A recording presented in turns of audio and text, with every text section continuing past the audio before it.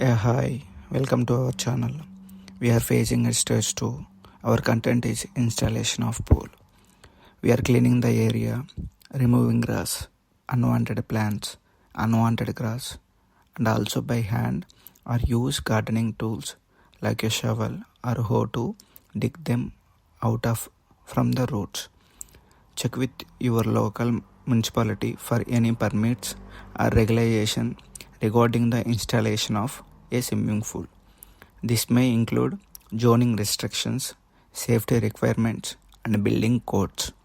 Measure the available space in the background to ensure it can be accommodate the desired size to rectangular pool and mark the boundaries of the pool area using the stakes or spray paint outlining the exact dimension of the rectangular pool and dig the hole of the help of backhoes of rectangular shape.